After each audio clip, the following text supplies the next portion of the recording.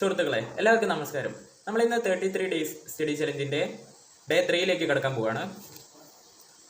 അപ്പോൾ ഒന്ന് ക്ലാസ് ഉണ്ടായിരുന്നു. അപ്പോൾ നമുക്ക് ഇപ്പം ചെയ്യാനുള്ളത് എന്താ വെച്ചാൽ ഹിന്ദി കുറച്ച് എഴുതാനുണ്ട്, വായിക്കാനൊക്കെ ഉണ്ട്. നമുക്ക് നോട്ട് കംപ്ലീറ്റ് ആക്കാനുണ്ട്. 2-3 പേജ് എഴുതിയുള്ളൂ. അപ്പം അതൊക്കെ സെറ്റ് ആക്കണം. അപ്പം ഹിന്ദി എഴുതിലേക്ക് കിടക്കാം.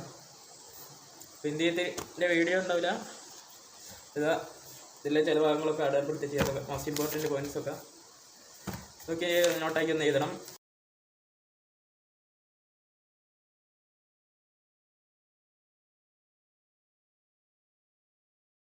സുഹൃത്തുക്കളെ, നമ്മളങ്ങനെ അടിപൊളിയായിട്ട് തന്നെ നമുക്ക് വേണ്ട കാര്യങ്ങളൊക്കെ എഴുതി തീർത്തിട്ടുണ്ട്. മൊത്തം എഴുതി തീർന്നില്ല, നമ്മൾ വിചാരിച്ച 3-4 പേജ് 1 2 3 4 പേജ് എഴുതി.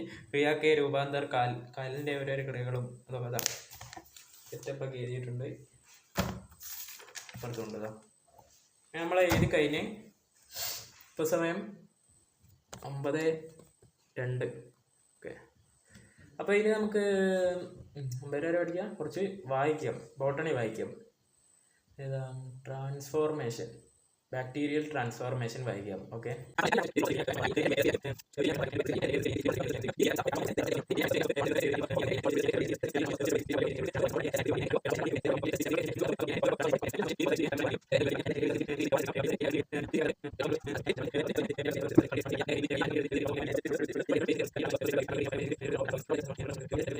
സുഹൃത്തുക്കളെ, അങ്ങനെ ഇന്നത്തെ നമ്മുടെ പഠനം അവസാനിപ്പിക്കാൻ പോവുകയാണ്.